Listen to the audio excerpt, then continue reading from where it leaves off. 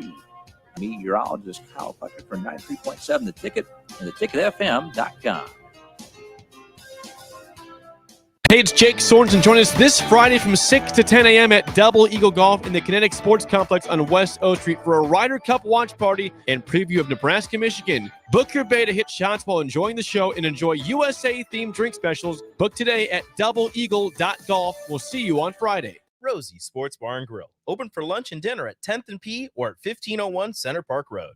When it comes to tackling your fall projects, having the right equipment can make a huge difference. At Sunbelt Rentals, they have an extensive line of tools and equipment to help complete any job. From lawn and landscape equipment to hand tools, pressure washers, portable generators for you tailgaters, and much more. Sunbelt Rentals makes it easy to get what you need when you need it. Drop in to see the experts at 5450 Alvo Road in Lincoln, or visit sunbeltrentals.com today to learn how Sunbelt Rentals can make it happen for you. General contractors, business owners, property owners. The success of your business requires doing business with the right people. And the right people, when it comes to drywall, acoustical ceilings, and specialty products, are at Premier Drywall. Kevin and his crew will give your project the response and attention it deserves. You'll get all of the attention to detail and quality that you would expect from someone who's been in the business for 30 years. For your new builds, build-outs, or renovations, reach out to Kevin. Kevin at premierdw.com. Premier Drywall in Lincoln. Tune in to the Malone Radio Show from 9 to 10 p.m. every Sunday night to learn more about the Malone Center's goal to eliminate multi-generational poverty in Lincoln.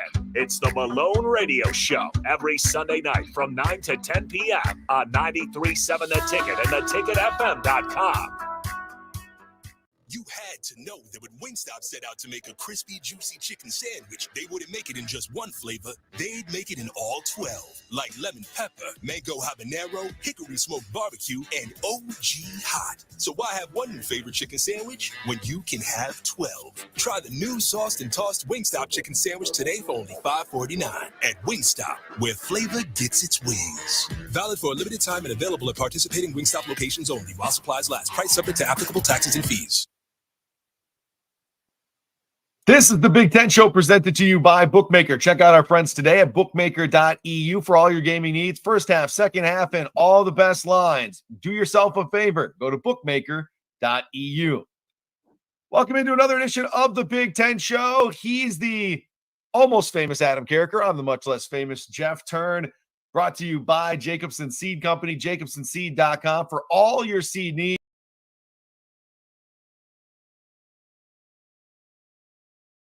Football, and the Big Ten slate doesn't look maybe as sexy as it did last week, but some interesting games to get to. Plus, you have your power rankings. How you doing today, my friend? Let's be honest. The Big Ten slate sucks this weekend. When you sent me the games we were going to preview, I'm like, these games suck. Wow. I mean, even Michigan and Nebraska, you're not excited about? Okay, I'm excited about that. But if I'm not a Nebraska guy, and that's the most exciting game in the Big Ten, like big brands, I don't know that they're big-time teams just yet, despite what I put out on social media. And I'm going to be shocked if you don't want to critique my tweets from yesterday, because I put out some doozies. So. I did not even see those. I left all of that to last week, and certainly I thought I did a good job. But a lot of your friends on social media thought that I was a moron. So I am going to stay off of your tweets today. I'm going to let you. You're in your bathrobe again. I know, right? Yes, I am. I mean, guys, okay, it's a sweatshirt. Real quick. Jeff Turn does a great job. Ladies and gentlemen, there's no Big Ten show without him, and I'm not on this show without him because he's the one who asked me to come on and do it. So big props, much love to No Glitch Jeff in his bathrobe, but thank you for this show even happening, my friend. Absolutely, man. Let's get to your power rankings. Let's start at the bottom, 14 through 10, and then we'll work our way from there. Fire away. Hold on. I have to poke fun at myself because okay, we're just going to do this. So I had 2 tweets yesterday, and people, I didn't take them down, but I also didn't say I was joking because I hate it when people put out something dumb and then they say they were joking. I hate that. So I didn't do that, even though I was. Penn State has been the most impressive team in the Big Ten so far this year. Okay, fact, in my opinion. All right, Ohio State has the best win so far this year. Fact, in my opinion. Michigan will finally play against a legitimate opponent this week, so we can finally gauge where they're at. Hashtag pause, no pause. Now, that's actually a tweet you got to dissect right there. Some people got it, some people didn't. My next one was there's legit 10 good teams in college football this year. that could all make the college football playoff. My top 10 is, okay, the order isn't important. It's Georgia, Michigan, Texas, Washington, Penn State, Ohio State, Florida State, Oregon, USC, Utah. And then I put at the end, just notice there's 6 Big Ten teams. Smiley face. Some people got it. Some people didn't. This morning I put out, yesterday was a fun day on social media. Thinky face, smiling face, hashtag pause, no pause. Now, those are tweets you can make fun of, my friend. I mean, yes, they are. It sounded like that people took care of it for me. I didn't really have to probably do it. They did. Most too people much. got it. Some people didn't. That's all right. All right. All right, rankings. Adam, so That's what- power rankings. Let's see the power rankings. Look at your those handwriting clean looks it looks pretty good today, man. All right, look at the bottom, though. That's a travesty. Oh, that's All ugly. right. Yeah, that's ugly. The almighty number 14 is Purdue. Okay. The almighty and powerful is the cactus. I'm sorry, Indiana. Looks like a cactus on the side of their helmet. 12 is Illinois. Okay. 11, your mighty Minnesota Gophers that you were so high Wait on. a second. 14, 13, 12. You don't have Northwestern in there?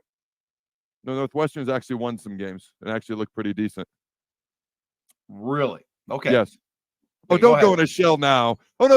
Don't be the guy I- that boos Division I athletes and then goes in a shell now just because you got a little criticism. Hey, Jeff does a waiting great to job. find- no, Fire I'm away, waiting to- Jeff. I'm just waiting to find out where they're at because, I mean, you put Minnesota at 11. Come on, man. You can't Yeah. think that Minnesota is actually the 11th best team in the Big Ten. Oh, yeah, I absolutely do. I've said since the beginning of the season, they're not that good. It's why I predicted Nebraska to beat them, and then they didn't. But that's why I made the prediction. All right, at 10, Northwestern. All right, there they are. They've actually got a couple of wins because they've steadily gone from 14 to 13 to 11 to 10. They're going to be in the top 5 before we know it. No, they won't. But here we go. At number 9, a team that shouldn't be this low, but it is Michigan State. Okay. Yes, I understand that. I mean, you could honestly put them probably even farther back because they played atrocious. Like they if I was to flop 2 off the bat, I'd put even though Northwestern beat Minnesota, there's more talent on Minnesota. They'll have more wins than Northwestern at the end. But Michigan State may not have as many wins as Northwestern because that thing is falling off really, really fast. So you're one of those guys that back in the BC era, S era, would have put the shinier team in the championship, even though that shinier team lost to number 3, a la Miami, Florida State in 2000, a la when Notre Dame actually beat Florida State in 1993, yet they didn't. They finished 1-2 with FSU, 1 Notre Dame 2. You're okay with that kind of stuff? I mean, I guess if I'm looking at it from an eye test perspective, there's got to be some sort of like human element to it. But the BCS era was it was a lot about the computer. So they were determining more than probably the humans were. But I don't think that Northwestern is a more talented team than Minnesota, other than the fact that they played a great last 8 minutes of that game. Their records are very similar, and they beat them head to head. Fair enough. Just saying. Move on. I'm just okay. Seriously, 1993. This has bothered me for years. Okay, we're talking about it 32 years later, or 30 years later. Great at math. All right, Florida State number 1 has a loss. This is how the final poll goes. Notre Dame number 2 has a loss. Notre Dame beat number 1 Florida State. Number 3 was Nebraska, but that's another topic. Are you okay with that? I'm not probably normally okay with that. Maybe some rare situations I'd be okay with it. So you just pick and choose when you want to use. Absolutely. Yes. Dude, where's your Miami helmet? Now is the time to trot out the Miami. That's Miami. All right. All right. At number 8 is Nebraska. Okay. And we'll see how this proceeds the rest of the year. You have Nebraska above Minnesota and above, I mean, God, man, like even Illinois has played. I mean, how about Purdue? Purdue has played Virginia Tech, Fresno State, Syracuse. Purdue's yeah, awful. but like they didn't beat Northern Illinois and Louisiana Tech. Well, they didn't beat anybody. Okay. So if They Nebraska won one and game. Minnesota, They did. They beat Fresno State, I think, or no, Virginia they lost Tech. to Fresno State. Purdue beat Virginia Tech. No, they lost to Virginia Tech. No, dude, they got one win, man. They have a win, but it's not one of those 2 teams. We literally talked about it on this show. Both those games, dude. Wait a All second. Who did they beat? Hold on. They beat Virginia Tech 24-17. They did? Yeah, crap they on me. lost to Okay. Wisconsin, Syracuse, and Fresno State. Dude, they've had an actually fairly tough schedule. They're still last. Yeah, Okay. They're you still have last. them at the bottom. I'm not budging. Okay, all right. Okay. All right. Now, if Nebraska and Minnesota were right next to each other in the power rankings, I would have put Minnesota ahead. But alas, Northwestern's severely and unequivocally, not even close, way better than Minnesota, as they proved last weekend. So They're not right next to each other. It's Nebraska, Northwestern, who have not played, in Minnesota. Now, in your defense and in mine, can you see what I wrote right there? About 8 through 14. Everything interchangeable. Everyone's interchangeable. Like 8 through 14, you could honestly flip anybody. That's what I meant. Like there was at one point I had Nebraska at 11, but then I was like, well, Minnesota sucks, Northwestern sucks. Okay, Nebraska's at least won a couple games, but they've also played nobody, so they could be 12. 8 through 14 is interchangeable. Okay, so I'll give you that. All right, number 7, I have Iowa. All right, and number 6, I have Rutgers. Now, you get outside of the top 5, I just don't think there's that many actual good teams in the Big Ten this year. I think we've got 5 good teams, and Rutgers is playing over their head, but now that they're going to play Big Ten teams, how are they going to do? Okay, I've said since before the season Iowa's not going to be that good, okay? But we really got about 5 good teams, in my opinion. And that's really it. Now, at number 5, I've got Wisconsin. I know you had them about 18th last week in your power rankings, give or take. All right, 4th is Maryland, and I'm rooting for Maryland. I am sick of seeing all these East teams. The top 4 teams are all from the East, which is disgusting. Number 3, I have Ohio State. Yes, I know they beat Notre Dame. They've been unimpressive the rest of their games, and if Notre Dame decides to play with 11 guys on defense, Notre Dame probably wins. But Ohio State won, so they're 3rd. Otherwise, I might have had them below Maryland. Okay, I actually flipped the top spot. Number 2 is Michigan. Okay, number 1. You're buying Penn State. I don't know that Penn State's better than Michigan. All I can go off of is what I've seen so far. And Penn State has been the most impressive team in the Big Ten. Ohio State has the best win. Michigan hasn't been impressive, but they haven't played anybody, so they haven't had to be just yet. So Michigan 2, Penn State 1.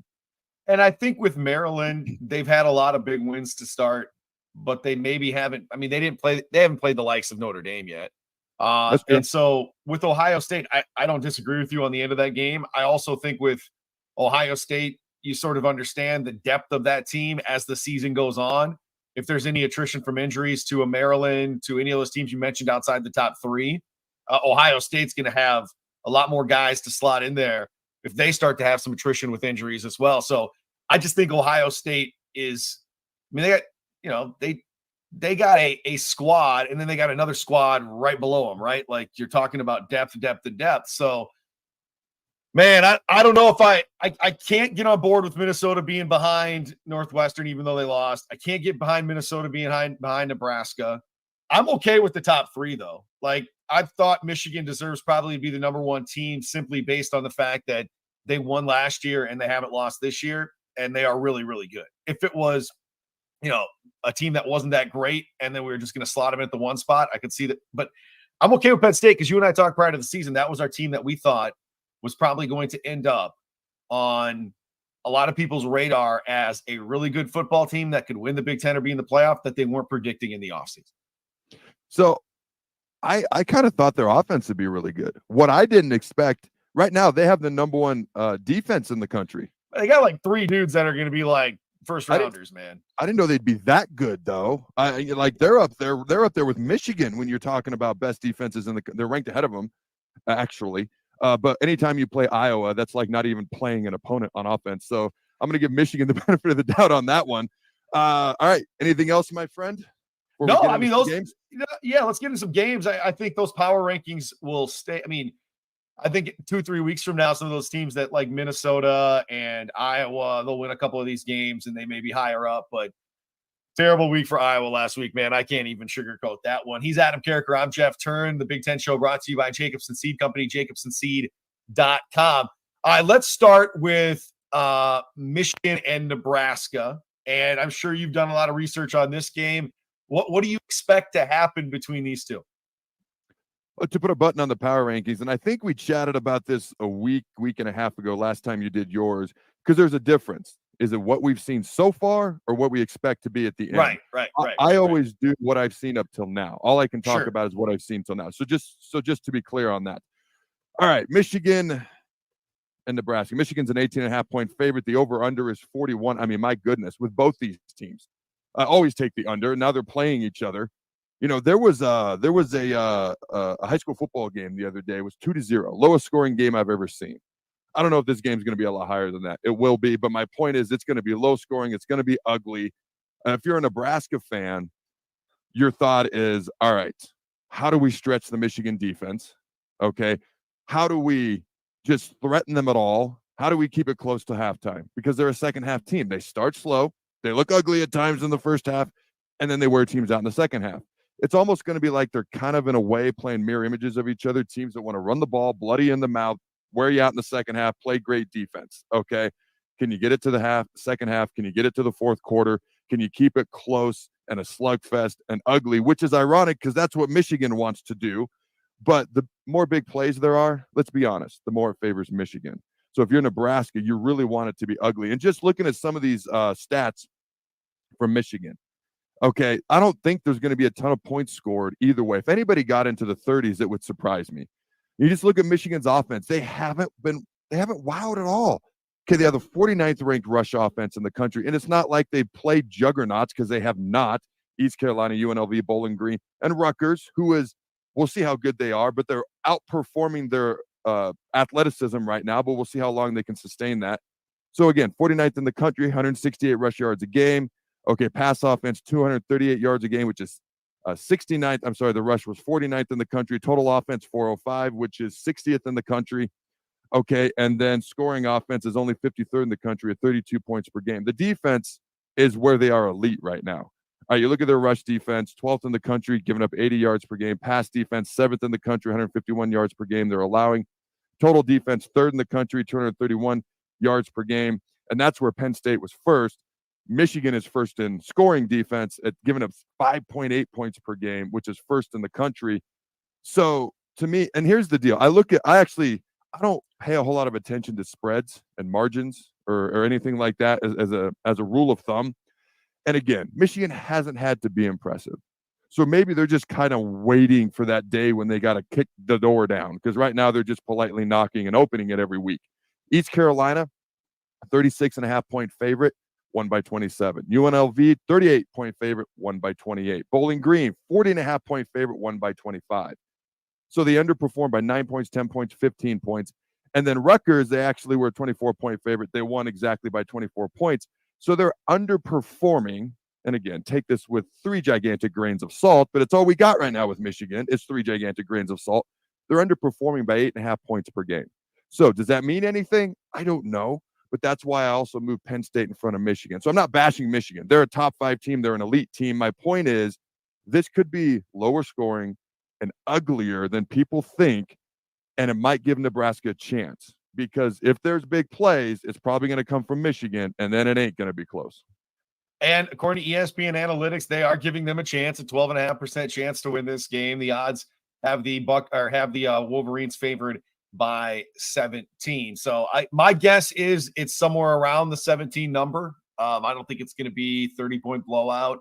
And maybe that number gets stretched at the end. We see that oftentimes in games that get mucked up a little bit. It's supposed to be a nice day in Lincoln, so I don't think that the weather is going to affect anything. It won't be sloppy. It won't be, a turnover fest, I think, from that standpoint. But, with Nebraska, quarterback play is going to be something that we talk about the rest of the year, man. Front and center. And against Michigan's defense, it's going to be interesting to see what that ultimately looks like. Oh, for sure. I'd be shocked if Harburg doesn't get the start. He didn't finish the last game after the weather delay due to tightness, but Rule said had there not been a delay, he probably would have finished, plus the game was in hand. He's been 100% go all week. Sims is still kind of nursing that ankle. I know he can go if he needs to, but I'd be shocked if Harburg doesn't start. We might have a riot on our hands if Harburg doesn't start. So I do think it's going to be close. I mean, right now I have Michigan 24, Nebraska 10, which is the under, which covers the spread. It does not cover the spread, which I don't think Michigan's going to cover because they have hardly done it all year. It feels about right. I don't know that we're just going to dominate them in the second half like we have recent opponents. But all right, let's move on, man. Michigan State and Iowa, and I'm going to start off here. The odds have Iowa favored by 12.5, meaning they would have to score at least 13 points offensively to cover that spread. So that's up in the air. That's going to be a night game on NBC. And again, according to ESPN Analytics, 71.7% chance for the Hawkeyes to win this game against Michigan State.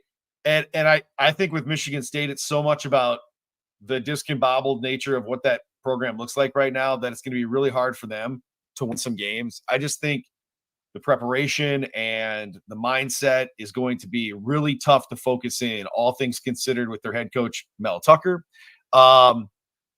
I think that Iowa in this game is going to have a chance to really actually throw the football. I think there's a chance here because Michigan State gives up 250 yards passing a game. If Iowa gets to 200, you know that they're churning offensively. So I would say rush yards, they're about average with what Michigan State gives up. Iowa, I think, rushes for over 130. Michigan gives up a little over 120. So that matches up pretty well. I just think at the end of the day, when it comes to Iowa's offense, I was wrong that it was going to take a big step forward. I mean, Cade McNamara has only passed the ball for 459 yards, man, like all season. And he has 4 touchdowns to 3 interceptions. He hasn't been the answer, and I thought he was going to be. You made a comment a couple of weeks ago about how successful Iowa, and this is kind of something that Kirk Ferentz said a year ago when people were like, should you fire Baby Ferentz or not? Look at how many games we've won doing what we're doing. Look, think about, if you're an Iowa fan, how many games you could have won if you'd actually had an offense the past 5 to 6 years. How much better could you have been? See, any true competitor never brags about what they've done because they're so driven and motivated by what they haven't done or what they could have been. And that's what I think of. And this isn't even me trying to take shots at Iowa. This is just legit. Like, how much better could you guys have been? Here are some stats. Okay. And the first one's from our good buddy, David Eicholt. Okay. Who thought Iowa was going to take a gigantic step forward this year, who, when we brought him on, ranted and raved about 84,000 returners for Iowa's team. And I love you, David, but wow. Okay, this is his own tweet. Iowa's wide receivers have 14 total catches this year through 4 games. All right, this is from @HuskGuys. Iowa has 76 yards and 4 first downs versus Penn State. Brutal. Here is Iowa's offensive drives versus Penn State. Ready to be wild? Punt, fumble, punt, punt, punt, punt, punt, fumble, punt, fumble. Kirk Ferentz loved that. A lot of punts. That was funny. Total offensive yards, 76. Total punt yards versus Penn State, 360. Unbelievable, man. That punter, he needs like 5 massages after every Iowa game. All right. He better be on a full ride. That's all I got to say. All right. So here's what I wrote. Michigan State versus Iowa in the who can score less game. These teams do know that the team that scores more actually wins the football games, right? That's exactly what I wrote. All right, Iowa's averaging 21 points per game. Now, if you think about it, through 4 games, they've barely scored more points than the Miami Dolphins did last Sunday. And the Dolphins didn't even kick the field goal at the end. That's crazy. 70 points, man. That's crazy. And I have Michigan State winning. What? Yep. I'm all in on Iowa being awful. And Cade McNamara was never the answer. Wow, man. 12.5-point underdogs. That'd be a big win. All right, we got few minutes left in the show. Let's hit on one of the game. The only reason I brought this one up is because I feel like for both of these teams, first of all, according to the odds, it's an even matchup between Illinois and Purdue. But I do feel like this is a springboard for a bowl game for both of these teams. Whoever wins this game gets sort of, that boost that they drastically need. And as you look ahead at the schedule for both Illinois and Purdue, this is one of the wins that they need to get to a bowl game. And so I think it's going to be a shootout. The total is like 53. I think you're going to see a ton of offense in this game. If you're looking for a lot of offense in a Big Ten game this weekend, I think it's going to be Illinois and Purdue. Both defenses have not played up to snuff. Illinois was a really good defense a year ago, lost a couple of dudes to the NFL. Purdue's defense was not good a year ago. And when they brought in their new head coach, Ryan Walters, the hope was he could shore that up and have the same success offensively as they had a season ago. That has not been the case. Again, their only win, yes, we confirmed it was against Virginia Tech. They are 1-3. I think this game's going to be a shootout. I think it's a springboard, and it's one of those games that's not going to be circled by a lot of people to watch as it's on Peacock at 2:30 in the afternoon. But I do believe for both of these teams, it means a lot because if they look at their schedule prior to the year and they were circling games that they needed to get to a bowl game, this would be one of them. Now I know why you put it on the list. When I saw this, my first note here is, who cares? Right. That's what I wrote. But high scoring, bowl game, essentially on the line. Now I get it. Purdue's favored by 1. The new head coach, okay, Ryan. Because, if Purdue loses, they're 1-4. They're not getting to a bowl game. And if Illinois falls to 2-3, probably not going to figure out a way to win 4 more. Yeah. And so Ryan Walters faces his former team for the first time. The over-under is like 5,000 or 53.5. I picked Purdue mostly just because they're due. That was my reasoning. I do have one question for you. And I think, we have to spend a lot of time. Northwestern's kind of become an entertaining team to watch this year. All the offseason drama. They beat the crap out of Minnesota and stomped a mud hole in them and walked it dry. Wasn't even close. Penn State versus Northwestern. Obviously, Penn State's a gigantic, 26.5 point favorite. Do you give the sweetheart Northwestern Wildcats a chance at all? No, this is going to look like what Penn State did to Iowa last week, man. Penn State's rolling right now. I give them no chance, 0 chance to win this game. What if Northwestern actually scores, unlike Iowa? I mean, they may score a touchdown, but, dude, they ain't winning that game, so there's no shot at all. Hey, I have one question for you. We have about a minute left. Yep. You mentioned it. 70 points for the Miami Dolphins. What do you do as a defender at that point? Like, you play defense for Nebraska, you play defense for the Rams, the Washington franchise. What's going on the sideline for the Broncos last week as they're getting a touchdown scored on them every single possession, it felt like. There's a lot of anger, there's a lot of frustration, there's a lot of bewilderment. I don't know this because I didn't watch that game. But there's probably a lot of finger pointing, which is probably why things didn't get figured out sooner throughout the game. And I could be wrong on that. Again, I don't know that for a fact. Just that's probably what happened. Sure. And I will say this.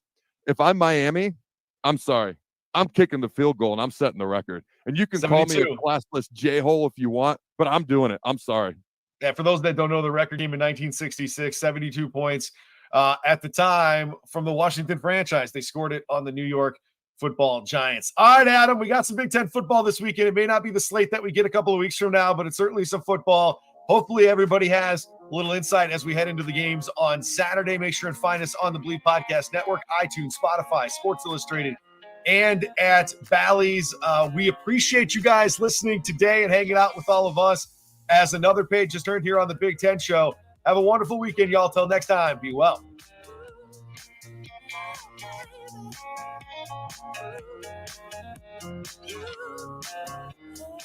What would you tell a friend who was on the fence about going to Limitless Mail? I would tell them to go to Limitless today. Don't hesitate. You're going to second guess yourself on if it's the right decision. The staff there is amazing. The treatments work. I'm living proof it can completely change your life for the better. Join thousands of men who have changed their lives with testosterone treatment.